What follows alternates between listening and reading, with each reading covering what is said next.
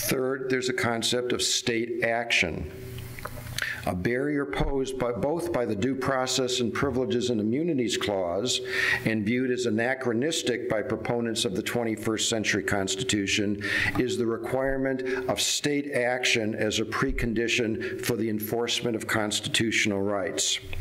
And in the civil rights cases, another post-Civil War precedent, the Supreme Court asserted that the 14th Amendment prohibited only the abridgment of individual rights by the state.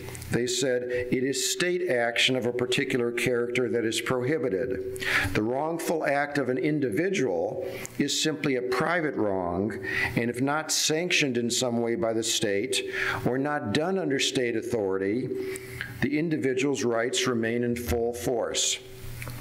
However, for advocates of a 21st century constitutionalism, if fairness and equity as they perceive these are to be achieved, the Constitution must become more like a general legal code, applicable indistinguishably to matters public and private. 14th Amendment claims of due process and equal protection and privileges and immunities must be applied to private institutions as they now apply exclusively to state institutions. Consider, for example, an institution that you may have heard about, in fact, within the last few minutes, Hillsdale College. Despite being the embodiment of a thoroughly private institution, government officials have sought to justify the imposition of federal rules and regulations upon Hillsdale by characterizing it as the equivalent of a state entity on the grounds that it receives public grants and aid. When in response to this argument, and in order to retain its independence, Hillsdale rejected further grants and aid. The government then sought to justify its rules and regulations on the grounds that Hillsdale was the indirect beneficiary of grants and aids going to individual students, such as GI benefits.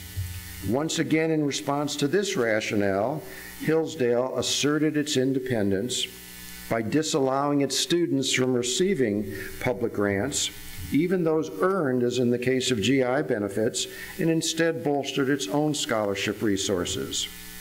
We have thus witnessed a steadily more aggressive effort by government regulators to treat a variety of private institutions as the equivalent of the state and thereby to extend the reach of the 14th Amendment.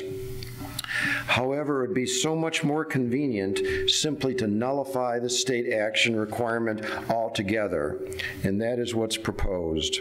Professor Mark Tushnet of Harvard Law School instructs us times have changed and that he would overrule the civil rights cases.